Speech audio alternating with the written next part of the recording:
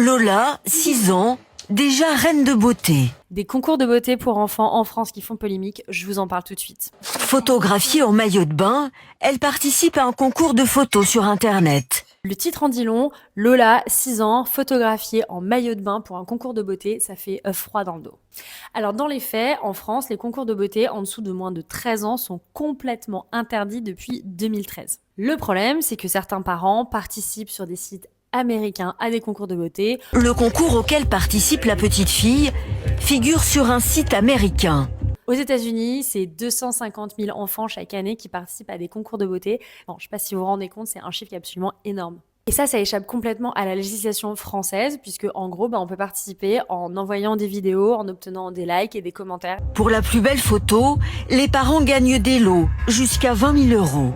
Et le but derrière, c'est de gagner des cadeaux qui ont une valeur monétaire parfois très élevée. Alors, c'est un sujet qui est extrêmement grave et extrêmement dangereux puisqu'il touche au droit à l'image de l'enfant. On le sait, les images que l'on va mettre sur Internet, elles se retrouvent fréquemment sur des sites malveillants, voire sur le dark web. Vous n'avez pas peur que ces photos se retrouvent sur des sites malveillants ?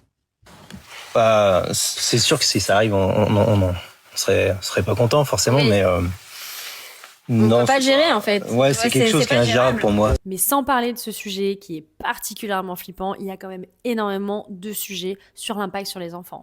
Il y a un vrai péril sur le développement psychologique de l'enfant. Si un enfant grandit en ayant trop tôt, trop rapidement, l'impact de son image et du fait que son image doit être plaisante auprès des autres. On va pas se mentir, c'est quelque chose qu'il aura tout le temps de développer quand il sera adolescent ou jeune adulte, donc ça sert à rien de leur mettre ça dans la tête. Pour montrer ce site à un psychologue, pour lui, ce type de concours met en péril le développement des plus jeunes. Au final, ça met l'enfant dans un mindset où il va se dire que pour être apprécié par ses parents ou par les autres, il doit être beau et entre guillemets agréable au quotidien. Il y a un autre sujet, c'est la fatigue des enfants qui peut aussi être liée à la déception des parents et vraiment changer les dynamiques familiales à l'intérieur.